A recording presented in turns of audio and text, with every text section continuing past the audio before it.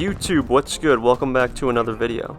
Today guys, I have for you a Call of Duty Black Ops Cold War review. This game has been out for the past few months now, and I've had the opportunity to play it a fair amount, and with Season 2 around the corner, I decided to come out with a review from my experiences for the people that are still hesitant in buying the game. Now, I personally have had the opportunity to play Cold War on the Xbox One and the Xbox Series X now, so I've experienced the game on current gen and next gen. And yes, from current gen to next gen, there is a slight difference. Obviously, the bigger differences being with graphics, resolution, and all that, but the gameplay is very similar to current gen. Now, with the fact that I've had the opportunity to play both versions of the game on both consoles, I've came to the conclusion that this Call of Duty is an alright Call of Duty game. Obviously, it has its pros and cons to it, but me personally, I would rank this higher than other Call of Duties that we've had in the past. Definitely a big pro about Call of Duty Black Ops Cold War would have to be the maps. Compared to Modern Warfare last year, these maps are so much better in my opinion. The only playable map in Modern Warfare was Shipment, and that was awful half the time anyway.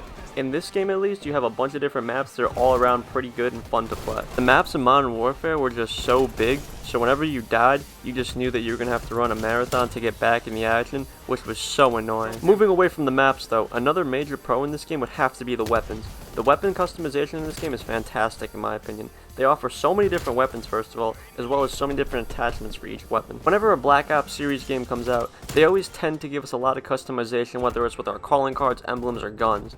In this game, for example, they give us a lot of customization options when it comes to our guns, especially with attachments and everything that they offer. Sticking with Cold War weapons though, a con would have to be a lot of the time there's very OP weapons in this game. Yes, this happens in every Call of Duty every year and there's always a nerf to the gun. But recently with this game, you have the DMR, you have the dual pistols, you have a lot of different weapons that are just significantly more OP and haven't gotten a nerf at all, or have gotten a nerf and it just didn't do much to the weapon at all. For example, when they implemented the Cold War weapons into Warzone, the DMR was absolutely insane at first. It went through a couple nerfs now because it was taking so long for it to actually be balanced with other weapons, but if your opponent saw you first with that gun, there was very little chance that you were going to kill them. Obviously, no Call of Duty player wants to go up against a gun that's so OP, because that just takes the fun out of the game if you're repeatedly dying to a gun that you don't have and that everyone else has and is taking full advantage of. Going off weapons that are extremely OP in this game, another con would have to be the leveling up system when it comes to leveling your weapons up and ranking up yourself. Without double XP or any of that, it takes a long period of time for you to rank up and unlock the weapons and attachments that you want. This obviously makes it a lot more difficult to get the weapons and attachments that you need and the ones that everyone else is using against you. Over time, obviously, this is going to get very frustrating and discouraging if you're not getting a lot of kills to rank up or a lot of kills to rank up the weapon you're trying to use. Also, with skill-based matchmaking, if you have a good game or you have an overall good KD, this can be very difficult if you're in a lobby with people who have all the best weapons and best attachments for them. Something to note about Call of Duty Black Ops Cold War would have to be the fact that it's definitely more of an arcade type of Call of Duty compared to Modern Warfare. This doesn't come as a surprise though.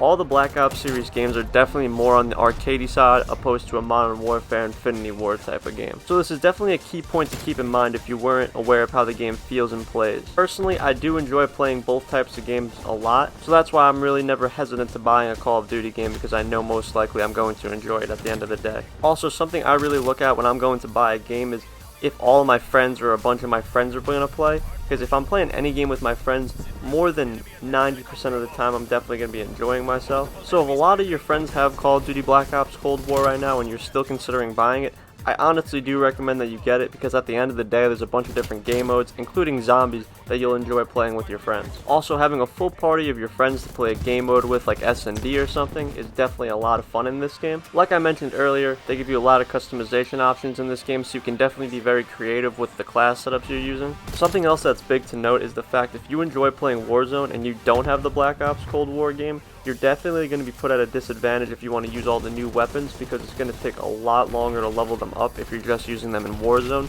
So you definitely won't have all the OP attachments and all the OP guns that everyone's using, because you won't have the opportunity to level them up as quick and as efficiently. This is because you won't have the opportunity to play Cold War multiplayer, where you can pick your gun every single game, opposed to finding it as ground loot where you don't even get to pick the attachments that you want on the weapon. Season 2 for this game isn't that far away at all, and we have seen some stuff that they're bringing back, some of these things being some crazy kill streaks, some crazy maps, and weapons as well. This is obviously something Call of Duty does a great job with when it comes to giving us content and what we want, They're bringing back fan favorite maps, fan favorite guns, and a whole bunch of other things as well. With all this, they're evidently dropping new content that we haven't seen in the past. They are consistently coming out with new playlists and new game modes for us to play every week, as well as leaving the game modes and playlists that we love in the game at the same time. For example, they've kept Nuketown 24/7 in the game since it released about a month ago, and it's honestly just a playlist that everyone loves, so this is why they keep it in the game, which really shows that they're listening to the community. Let me know down in the comments below what game modes you guys have been playing with your friends or by yourself,